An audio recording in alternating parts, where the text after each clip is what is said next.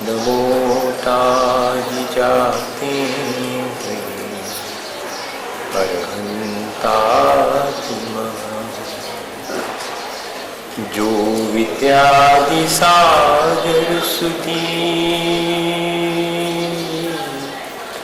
जो विद्यादि सागर सुधी गुरु हैं हितैषी, शुद्धात्म में निरत नित्य हितोपदेशी, वे पाप ग्रीष्म ऋतु में जल हैं सयाने, पूजून है सतत केवल ज्ञान पाने, पूजून है सतत केवल ज्ञान पाने। बोले भगवान महावीर स्वामी की, 10 लक्षण पर्व की, आचार्य गुरु और विद्यासागर मुनि महाराज की।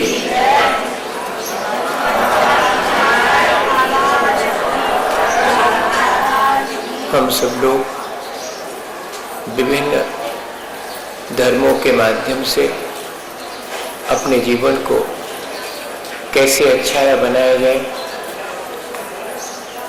इस बात पर विचार कर रहे हैं।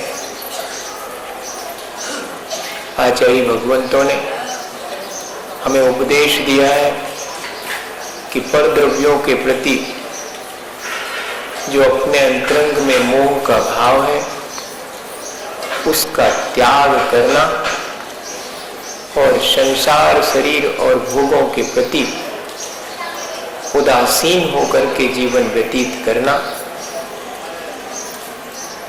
जिससे कि हमारे जीवन में त्याग धर्म प्रकट हो गए। वास्तव में जो पर पदार्थ है जिनका हमने ग्रहण कर लिया है वो हमारा मोह है, हमारी अज्ञानता है। जैसे जैसे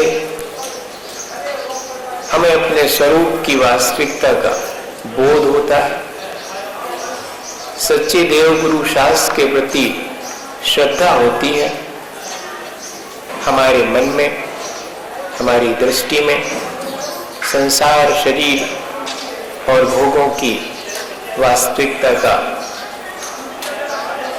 भान होता है और हम संसार शरीर और भोगों का उपयोग करते हुए भी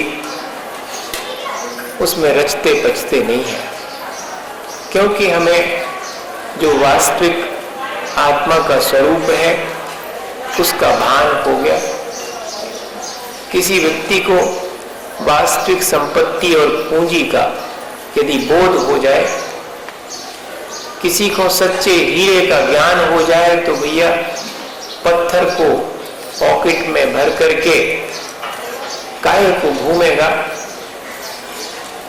वो तो उन सबको व्यर्थ मान करके फेंकने को, छोड़ने को उत्सुक होगा।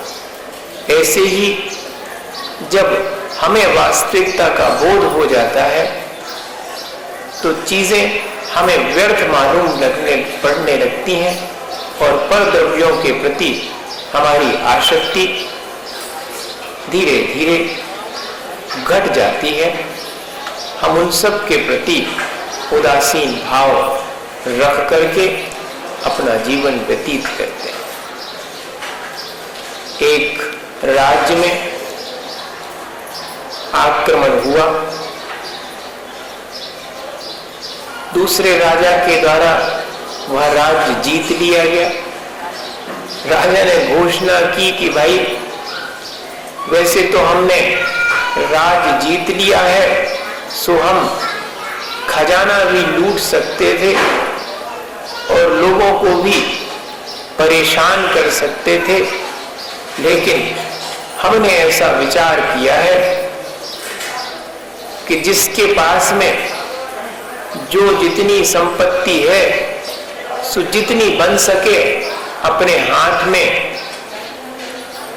अपने सिर पर उसे लाद करके इस राज्य को छोड़ देवे, इतना प्रजाजन अवश्य करें। सो ऐसी घोषणा होने पर सबने सोचा कि चलो अपने प्राण तो बचे। अब लेकिन चिंता हुई, अकेले प्राण बचने से क्या होता, हमें चाहिए पर द्रव्य, उनमें ही हमारे प्राण रखे हैं। जैसे अगर धन संपदा छूटती है तो लगता है जैसे कि प्राण ही छूट गए। इतना एक नेक बना अपनी अज्ञानता और मोह के कारण पर द्रव्यों के प्रति अपना है। सो जिसके हाथ में जो सामग्री बनी, जिसके सिर पर जो लादा जा सका, सो पोटली बना करके सारा सामान लादने की कोशिश करी और बड़ी बड़ी गठरी बना करके सिर पर रखकर सब रास्ते पर निकल पड़े। सबके चेहरे उदास हैं। एक तो जो सामान सिर पर रखे हैं उसका बड़ा बोझ है, नौकरों से काम करवाया जिंदगी भर, अब खुद ढोना पड़ रहा है। सो सिर पर रखे हैं, सो वो बोझ सहन नहीं हो रहा, सो पीड़ा। और भीतर भीतर इस बात की पीड़ा है कि देखो इतनो सब कछु छोड़ने पड़ रहा। जो हाथ में लिए हुए हैं, जो प्राप्त है, उसका भी सुख नहीं है, और जो छूट गया है, जिसे छोड़ देना पड़ा है, उसके प्रति भी आसक्ति अत्यंत गहरी होने से वह भी पीड़ा का कारण बन रही है। और चले जा रहे हैं सब उदास और निराश। बड़ी भीड़ है, उस भीड़ के बीच में एक व्यक्ति जिसके हाथ में कुछ नहीं है, सिर पर भी कोई पोटली नहीं है, फटे हाल है और प्रसन्न मुद्रा में चला जा रहा है। लोगों को बड़ा आश्चर्य हुआ, दया आई, बेचारा गरीब आदमी, कुछ होगा नहीं इसके पास में कि उसको ले जा सके वो। ऐसा सबके मन में विचार आया। सो उसके प्रति दया का भाव आ गया। और किसी किसी ने तो ऐसा विचार किया कि देखो लगता तो है कि जैसे दिमाग खराब हो गया हो, थोड़ा बहुत पागल हो गया लगता है, कुछ अपने साथ में नहीं लाया। अपन को ऐसा ही मालूम पड़ता सारे संसार में, जो व्यक्ति संतोष पूर्वक सब चीजों का त्याग करके अपना जीवन जिए, सो अपन को गैर बुद्धिमान मालूम पड़ता है।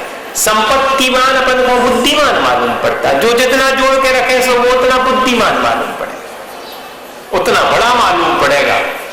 और जिसने सब चीजों का त्याग कर दिया और संतोष पूर्वक अपना गृहस्थ जीवन बिता रहा है, ज्यादा आसक्ति नहीं है, थोड़े में काम चलाता है, सो अपन को मालूम पड़ता कि बहुत बैकवर्ड है, ना समझ है।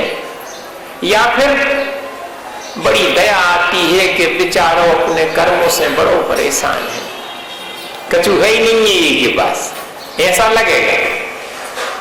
सो ऐसा ही उन लोगों के मन में विचार आया। सो एक ने धीरे से उसकी खुशी देख करके, क्योंकि खुश है और कुछ है नहीं फिर भी खुश है, तो लगता तो है 90% के दिमाग गड़बड़ है कि नहीं।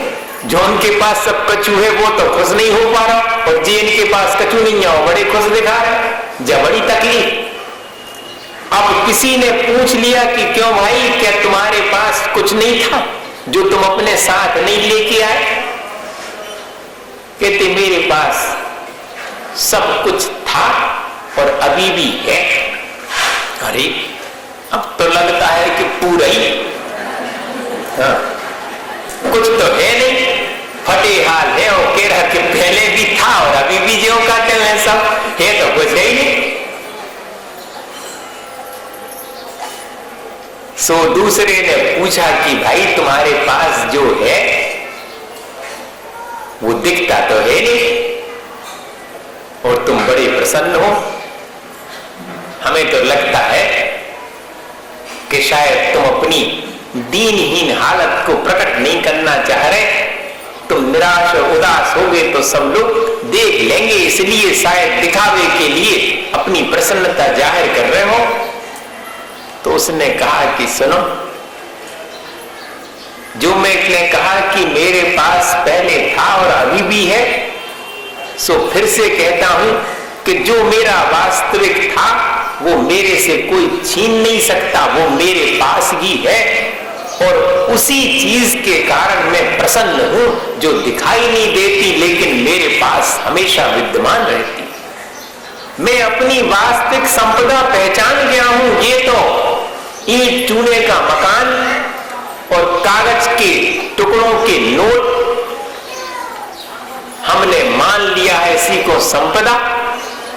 वास्तव में तो मेरा जो वीतराग स्वभाव है, मेरे जो आत्मा के गुण हैं, जो जिनेंद्र भगवान ने प्राप्त किए हैं, वही वास्तव में संपदा है और वो छिनने या लुट जाने का कहीं कोई विकल्प ही नहीं है, संक्लेश ही नहीं।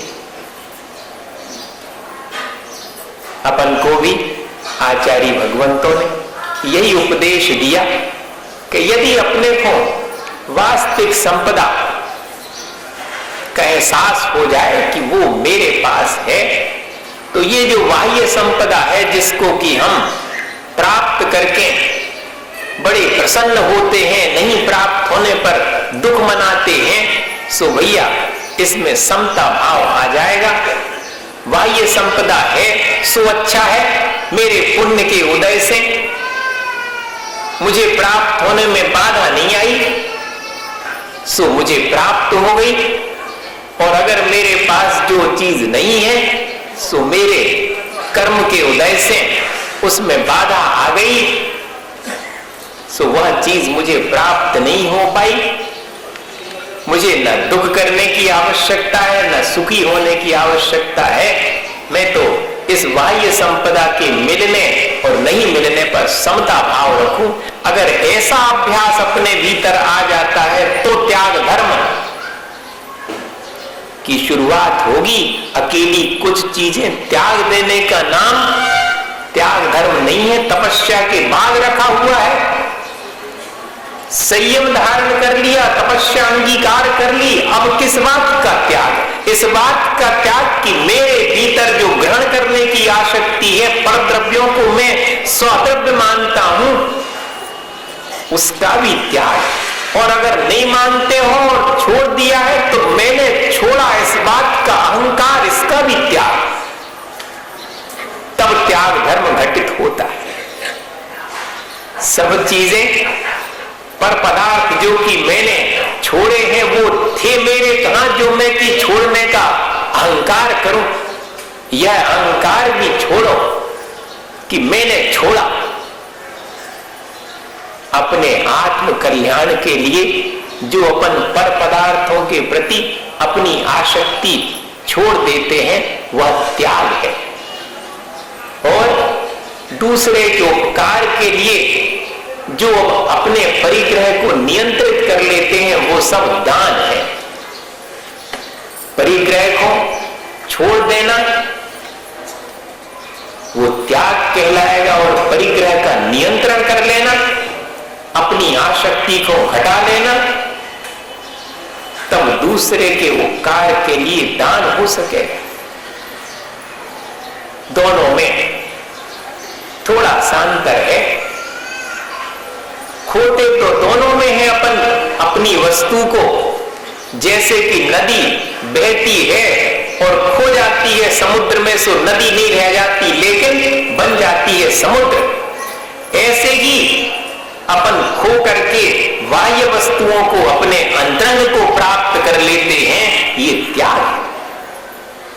और जैसे कि बादल खो जाते हैं लेकिन पानी बन करके, बरस करके दूसरे का उपकार कर देते हैं, ऐसा ही दान है। त्याग और दान दोनों ही आज अपने लिए धारण करने के लिए आचार्य भगवंतों ने उपदेश दिया। सो 3 प्रकार का त्याग या दान है। संक्लेश और तिरस्कार पूर्वक भी त्याग किया जाता है, दान दिया जाता है। वह सब तामसिक दान है, जिसमें कि दूसरे जीव को तुच्छ मान करके, तिरस्कार करके, अपन जैसे भिखारी को दुत्कार करके भीख दे देते हैं, तो वह तामसिक दान कहलाया। दिया तो है आपने, लेकिन भाव दशा कैसी थी आपकी देते समय? अत्यंत तिरस्कार का भाव था। इतना ही नहीं, देने के उपरांत अत्यंत संक्लेश हो, वह भी तामसिक दान है। हमने 10,000 रुपया गए, वो कहते के पटिया लगे हैं संगमरमर को, अभी तक नहीं लगाओ। रोज आन के देख रहे कि कहां लगाओ है, लगाओ कि नहीं लगाओ। कितना संक्लेश। वे 10,000 का को दे बेकार में, रोज कर्म का बंद कर रहे। मेरा नाम ही नहीं बोला। 3 दफे उठ के हमने खबर भेज दी, पर्ची पे लिख के नाम तो बोल दो, 1,001 रुपया दे हमने। ये भैया नहीं बोल पाया नाम, तो अंदर अंदर बड़ा कसमसाहट हो रही है। दे तो दिया, लेकिन अत्यंत संक्लेश भाव है। तो ये सब त्याग या कि दान अपना तामसिक दान कहलाए। और दूसरे नंबर पर राजसिक दान है, जो कि हम अहंकार वश देते हैं। उनने कितने बोले? 1,000, हमारे 1,500 कर दो। उनसे कम कैसे हो सके? अरे उनने बढ़ा रहे हैं थोड़ी, हमारी बढ़ा दो। अत्यंत अहंकार है कि मैं ही सबसे श्रेष्ठ दाता हूं, मैंने ही पूरी सभा में अधिक दान दिया है। ऐसे अहंकार पूर्वक भी अपन वस्तुओं का त्याग करते हैं, दान देते हैं। ये भैया सब राजसिक दान है। ऐसा दान तो अपन ने कितनी बार किया है। और दान देकर के भी अपने अहंकार को पुष्ट कर लेते हैं। 4 लोगों से कहते फिरते हैं कि हमने इतो दो। अब बताओ, मान सम्मान और यश कीर्ति की भावना से देते हैं अगर, तो वो सब राजसिक दान कहलाएगा। और यदि अपन अपना कर्तव्य मान करके, पात्र और अपात्र का विचार करके, अत्यंत श्रद्धा भाव से चतुर्विध संघ को, जो वीतरागता के मार्ग पर चल रहे हैं,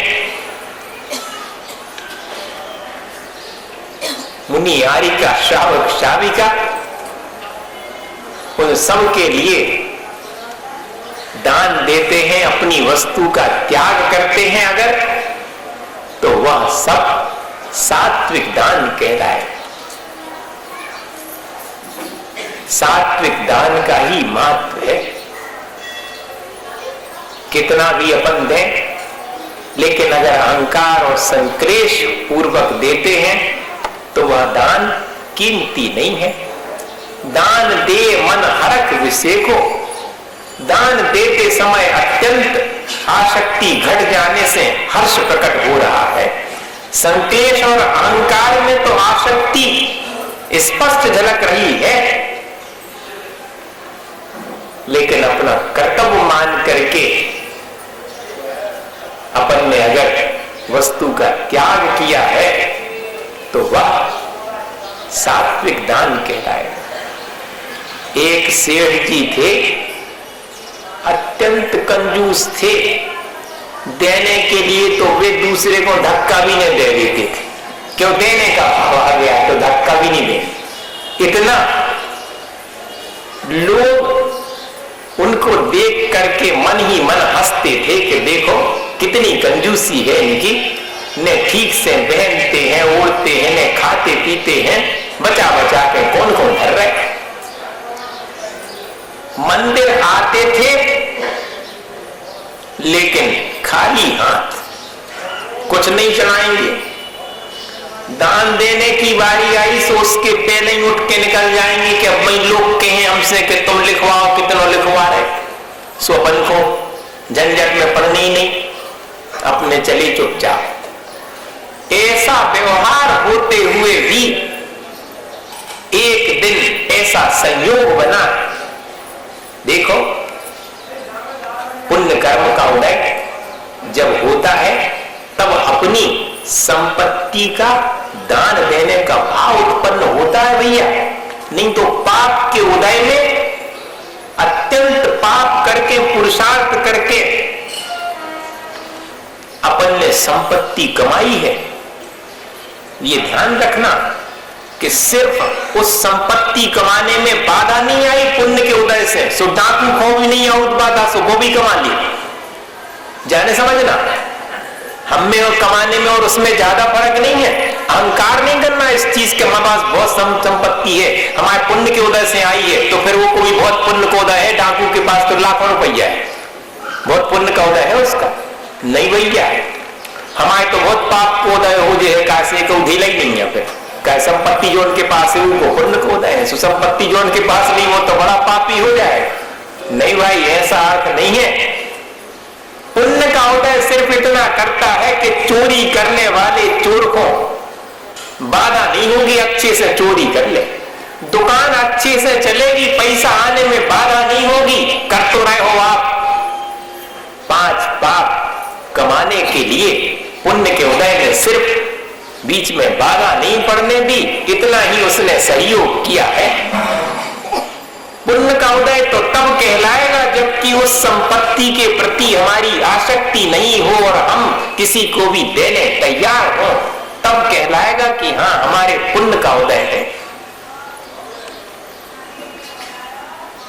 सो उस व्यक्ति के मन में विचार आ गया, मंदिर में बैठा हुआ वचन का सुन रहा था, वचन का करने वाले विद्वान दान का स्वरूप समझा रहे थे, अत्यंत प्रशंसा कर रहे थे दान की, सो उसके मन में अत्यंत गदगद होकर के दान देने का मन हो गया। जिसने अभी तक फूटी कौड़ी भी दान में नहीं दी थी, उसके मन में 100 चांदी के सिक्के जो रखे था अपने पास थैली में, दुकान से लौट के घरे जा रहा था, उन्हीं को देने का मन हो गया। उसको जा करके और विद्वान के सामने दान के लिए घोषणा कर दी कि मैं दान देता हूं। सब तो चकित हो गए, सबने तालियां बजा दी, हाँ, और आंगन फांगन जैसे अपन करते हैं, आंगन फांगन बढ़िया गद्दा अद्दा बिछा के और इधर बैठो आप ऊपर, बड़ा सम्मान। अब उसको बड़ा आश्चर्य हुआ, उसने कहा 2 मिनट बोलूंगा मैं, ये तो मेरे धन संपत्ति की प्रतिष्ठा है, यहां इस जगह आकर के भी मैं यही देख रहा हूं कि धन संपत्ति की प्रतिष्ठा कर रहे हो आप। तो विद्वान वास्तव में विद्वान थे, कहने लगे सेठ जी, धन संपत्ति तो आप जब पीछे बैठे थे और कल बैठे थे, रोज बैठे थे, जब भी आपके पास थी आपका सम्मान नहीं हुआ। आपने जब धन संपत्ति छोड़ने का त्याग भाव अपने भीतर प्रकट किया तब आपका सम्मान हुआ। हमने धन संपत्ति का सम्मान नहीं किया, हमने तो आपके त्याग का सम्मान किया। भैया, धन संपत्ति बहुत सारी क्यों ना हो, वास्तव में अपना पुण्य तो तब कहलाएगा जब उसका त्याग कर दें, उसे दूसरे के लिए, परोपकार के लिए अपन दे सके, उससे अपनी आसक्ति घटा सके। अपन रोज ग्रहण करते हैं चीजों को, सो आचार्य भगवंतों ने लिखा कि जितना ग्रहण करो उससे आधा तो कम से कम त्याग करो। त्यक्तेन भुंजीता, जो त्याग पूर्वक ही भोग करता है वह घर गृहस्थी में मानो धर्म ध्यान करके अपना जीवन बिता रहा है। हम ग्रहण कर रहे हैं इसलिए आवश्यक ही त्याग भी करें, करना ही पड़ता। भोजन इत्यादि किया है तो मलमूत्र का विसर्जन भी करना पड़ेगा, नहीं तो फिर नहीं ग्रहण कर पाओगे। बड़ा स्पष्ट है। ठीक इसी तरह जो कुछ भी हम ग्रहण करते हैं संसार में, उसका हमें त्याग तो करना ही होगा। सो 4 बातें ध्यान में रखेंगे। कौन कौन सी 4 बातें हैं कि कितना ग्रहण करें। बीज राख फल भोग वे ज्यों किसान जग माई। जैसे कि कोई किसान व्यक्ति होवे, आगे की फसल के लिए बीज सुरक्षित रख के फिर जितना बचता है उतना ही साल भर सेवन करता है, बीज में हाथ नहीं लगाता। इतनी आसक्ति नहीं है, भले ही उधार कर लेगा लेकिन बीज को बर्बाद नहीं करेगा, उसका उपभोग नहीं करेगा। ठीक ऐसे ही उधार करने के लिए नहीं कह रहे भैया, नहीं तो को अर्थ ऐसे लगे। हम अपने पुण्य के लिए कुछ कार्य अवश्य करेंगे, त्याग अवश्य करेंगे, तभी हम ग्रहण करेंगे। ग्रहण किस तरह से करें? जिसमें कि दूसरे का अकल्याण ना हो, दूसरे का भी ध्यान रखा जाए। अब आप कैसा करते घर गृहस्थी में? हमने तो अपनी मां को देखा, जब मैगी कोई सब्जी आती थी तो घर में थोड़ी सी आती थी। मटर फल्ली तो मैगी जब शुरू में आती तो थोड़ी सी लेकर के आते। 4 लोगों के लिए जितना आवश्यक है उतनी लेकर के आए, सब्जी बन गई, खाने को बैठे। 3 जन खाने को बैठे हैं और चौथी मां है, लेकिन जल्दी से पड़ेगा मटर 1-1 चम्मच सबको, लेकिन अपनी 1 चम्मच खाली अपन ने, तो खाली कटोरी देख करके मां ने फौरन 1 चम्मच और देने का भाव कर लिया। अब ये अपना फर्ज है कि हिसाब लगाएं कि अपने हिस्से की तो हम 200 ग्राम मटर में से 50 ग्राम खा चुके, अब 50 ग्राम तो मां के लिए बची हुई है। कितना भोग करना, कितना ग्रहण करना, उतना ही जिससे कि दूसरे का अधिकार न छिने। कहां ध्यान रखते घर गृहस्थी में हमारा सुख पूरा हो जाए, दूसरों को चाहे जो कचू हो गए। कहां सैक्रिफाइस है, कहां त्याग है? घर गृहस्थी में ही अपने सुखों की चिंता सबको है, दूसरे की चिंता बहुत कम है। बस मैं ही सब चीजों का सुख भोग लूं, दूसरे को मिले या ना मिले। तो इतना तो ध्यान रखें कि ग्रहण तो करना है, लेकिन जिससे कि दूसरे का अपकार ना हो, दूसरे का अधिकार ना छिने, दूसरे का हिस्सा भी, दूसरे का हक भी उसे प्राप्त हो, उतना ही ग्रहण करूंगा। कब तक ग्रहण करना? हमेशा नहीं। कब तक ग्रहण करो? तो जब तक त्याग कर सकूं तो ग्रहण करो, अन्यथा मैं ग्रहण ही नहीं करूंगा। मैं त्याग ही नहीं कर पा रहा हूं तो ग्रहण कैसे करूंगा?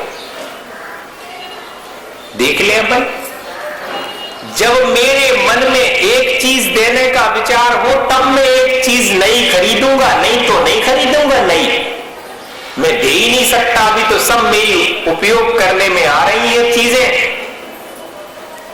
ऐसा अगर गृहस्थी में भाव आ जावे तो भैया अत्यंत संतोष पूर्वक भी अपन जी करके अपना जीवन पूरा कर सकते हैं और त्याग धर्म को अपने जीवन में ला सकते हैं। ग्रहण करें या कि नहीं करें, ये सबसे आखिरी में आचार्य भगवंत कहते कि वो चीज ग्रहण करने योग्य है कि नहीं, खाने योग्य है कि नहीं, भक्ष्य है कि अभक्ष्य है,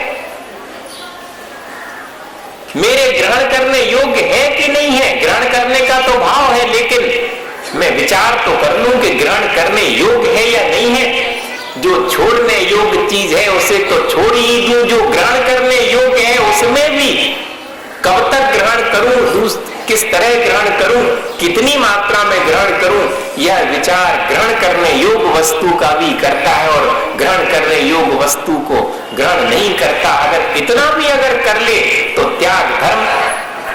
उसके जीवन में गृहस्थ रह करके भी स्वाद आ सकता है कि कैसा होता है त्याग।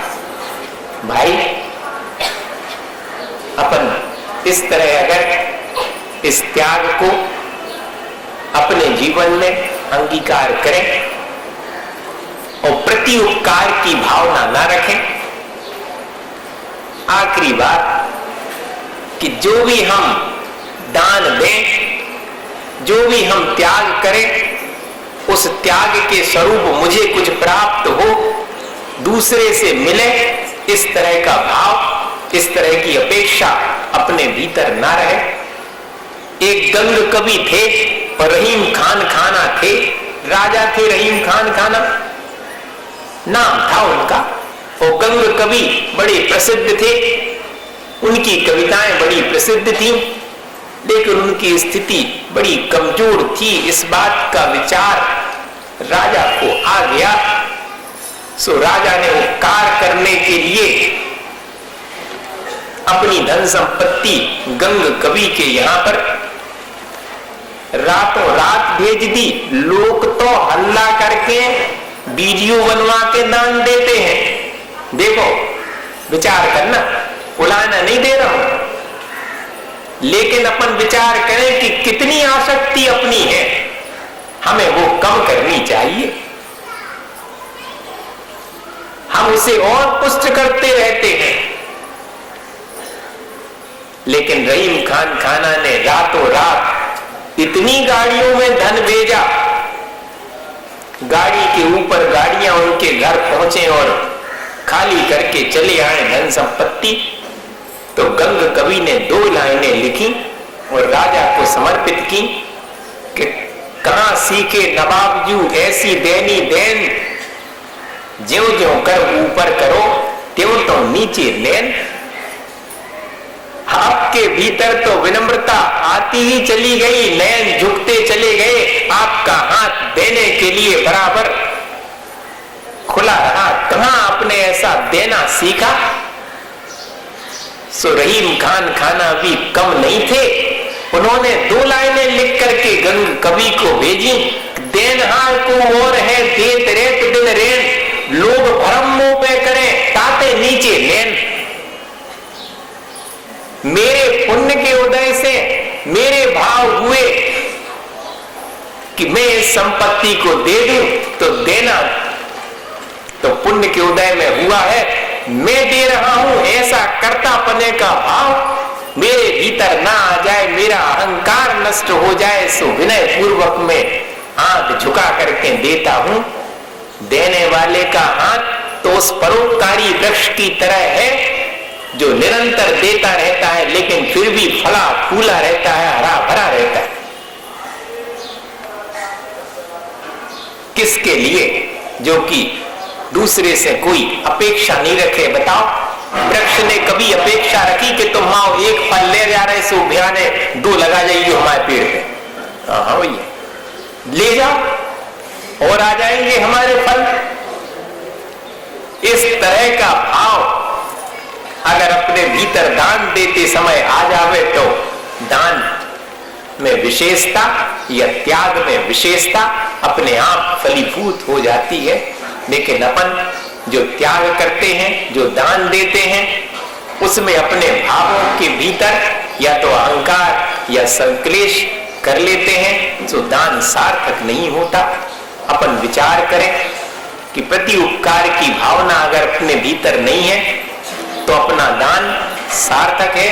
वास्तव में तो दान रत्नत्रय का होता है, जो कि मुनि जनों के द्वारा निरंतर सम्यक दर्शन ज्ञान चारित्र का उपदेश दे करके जीव को रत्नत्रय धर्म की प्राप्ति कराने के लिए प्रयास किया जाता है। वो श्रेष्ठ दान है।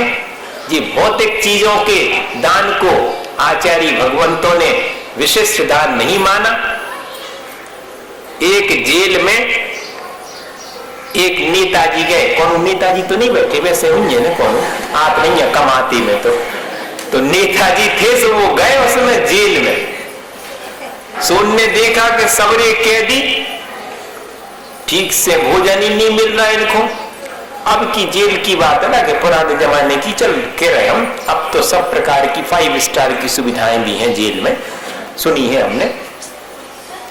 अब उनको जब लगा कि भोजन नहीं है तो जेलर से कहा कि हमारी तरफी से सब कैदियों को बढ़िया भोजन खिलाया जाए।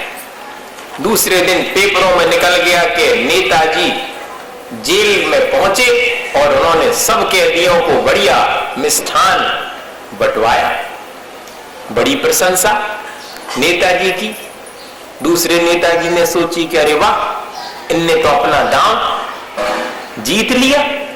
8 दिन बाद वे ही पहुंचे जेल में। उन्होंने कहा अकेले भोजन से क्या होता, सब बीमार सीमार तो कितने जने हैं, हमारी तरफ से सब औषधि दिलाओ, सबको सबका इलाज करवाओ। अब उनका और बड़े बड़े अक्षरों में आ गया नाम कि भैया इनने तो सबके इलाज के लिए अच्छा डोनेशन दिया। उनकी भी जय जयकार हो गई। तीसरे वाले जो चुप बैठे थे उनने कही जी तो 2 ही सवरों लूट लो, इनने हमें कछु नहीं बचो, हम भी जाएंगे। सो वे भी पहुंचे जेल में। सो उन्होंने कहा कि अकेले भोजन से और औषधि से क्या होता है, इतनी ठंड पड़ी है, पहनने ओढ़ने के लिए कैदियों के पास ढंग से कपड़े नहीं है, हमारी तरफ से एक कंबल बंटवा दिया जाए सब कैदियों को। ले साहब दूसरे दिन बड़े बड़े हेडिंग्स में निकला कि नेताजी ने कंबल बंटवाए कैदियों को। चौथे दिन एक भिखारी, नेताजी नहीं भिखारी, वहां से निकला जेल के सामने से। उसने कहा कि मैं तो सिर्फ यही भावना भाता हूं कि इन कैदियों को जेल से मुक्त कर दिया जाए। कोई ने नहीं सुना, न पेपरों में छपा।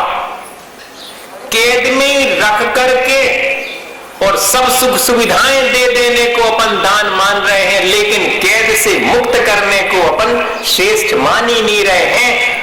रत्नत्रय की प्राप्ति जिससे संसार से मुक्त हो जाए उसे अपन कहां श्रेष्ठ मानते हैं। इसी संसार के विषय सुख में कैद होकर के और बढ़िया बढ़िया चीजें देने को ही अपन श्रेष्ठ मान रहे हैं, उसी दान को। वास्तव में तो दान रत्नत्रय का ही श्रेष्ठ है, ऐसा आचार्य भगवतों ने लिखा। अगर अपन भौतिक दान भी किसी के उपकार के लिए देते हैं तो वह भी श्रेष्ठ कम हो जाता है, जबकि अपने भीतर उसके कल्याण की भावना होती है और प्रति उपकार की भावना उस त्याग और दान से अपने भीतर नहीं आती है। तब एक भिखारी था, समय थोड़ा और है सुनाई देते। एक भिखारी था, रोज भीख मांगता था। बड़े दिन से उसका मन था कि कभी राजा के राजमहल में जाकर के भीख मांगे तो जी रोज रोज भीख मांगना छूट जाएगा, अच्छी संपत्ति मिल जाएगी। सो रोज भीख मांगने निकलता और भीख मांगने से पहले बोनी ने गड़बड़ हो जाए, मांगी और नहीं दी अगर कोई ने तो पहले ही एक मुट्ठी चावल अपनी झोली में डाल के निकलता था, खाली नहीं है। ऐसा करते हैं अपन, जब भी तो हंसी आ गई क्या समय कैसे जाए। तो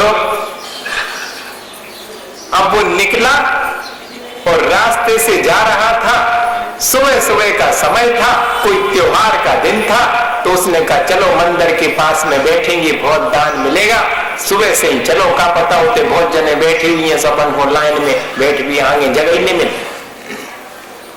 ऐसा विचार करके अत्यंत आसक्ति पूर्वक गया था।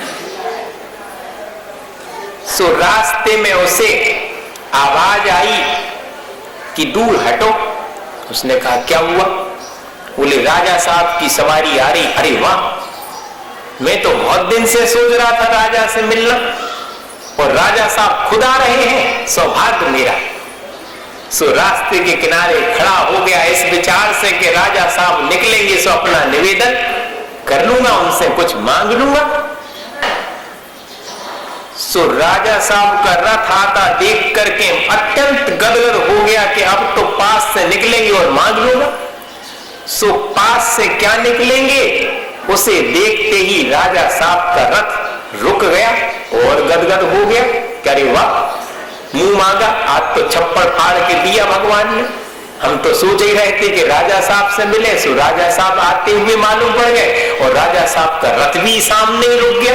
अब तो मौका पूरा है। सो इससे पहले कि वो रथ में बैठे राजा साहब से दान की याचना करे, राजा साहब ने झोली फैला दी और उसी से याचना करने लगे दान की और कहा कि हे भिखारी, समझता हूं मैं कि तुम्हारे पास देने को बहुत अल्प है, लेकिन मना मत करना।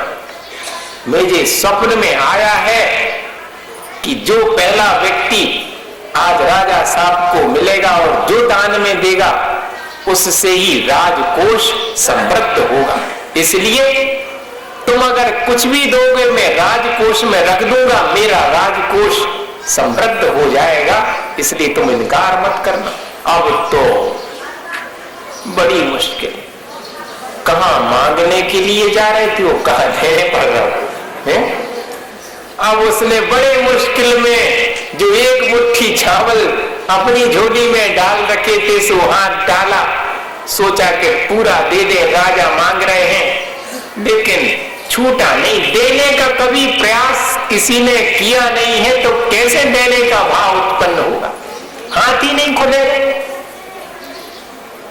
सो बार बार मुट्ठी बनता खोलता, बड़े कश्मसाहट में है कि देऊं कि नहीं देऊं, पर राजा साहब कह रहे हैं कि देना तो पड़ेगा। सो एक दाना उसमें से उठा करके राजा साहब की झोली में डाल दिया और राजा साहब ने भी ऐसे अवभाव से ग्रहण किया जैसे इसकी बहुत बड़ा कोई संपत्ति खजाना उन्हें मिल गया हो, और उस एक दाने को ही झोली में समेट करके राजा का रथ चला गया। अब देखो इस भिखारी के तो समझ लो कि सारा दिन ही खराब हो गया है।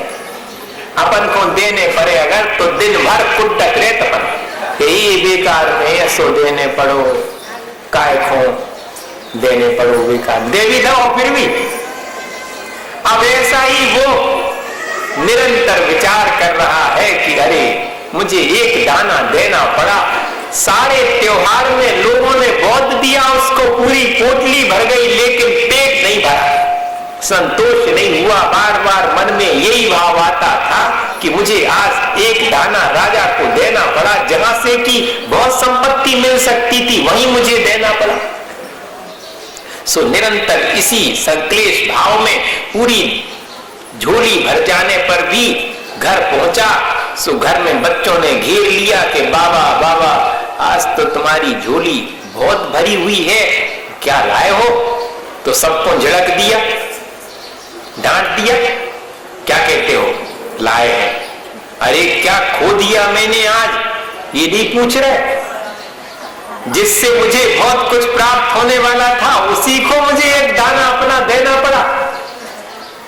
पर बच्चों को कहां आता है इतना सब सोचने में। उनने तो सामने जो था उसे ही देखा और झोली बाबा के हाथ से छीन ली, सो नीचे गिर गई।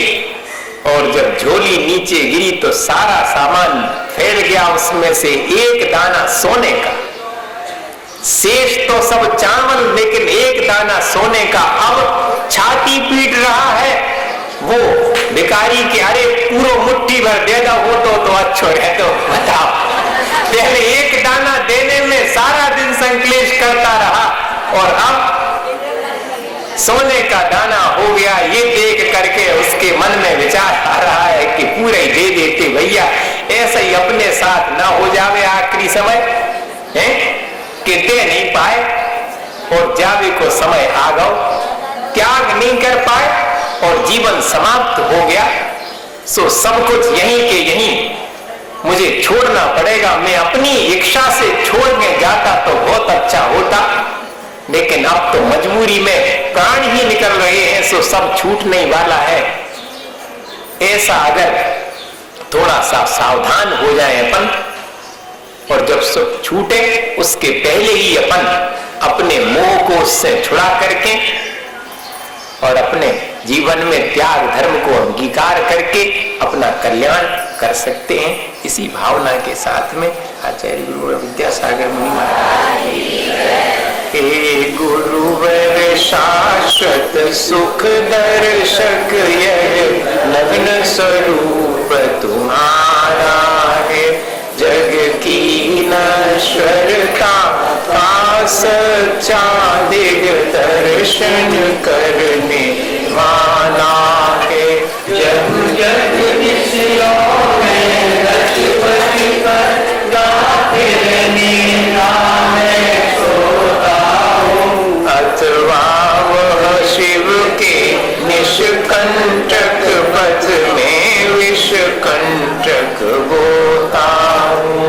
और निशाता सन्नाटा वन में वनचारी चरते हो, तब शांत निराकुल मानस तुम तत्वों का चिंतन करते हो। करते तब शैल नदी तट पर तल तल बरसाती घड़ियों में सम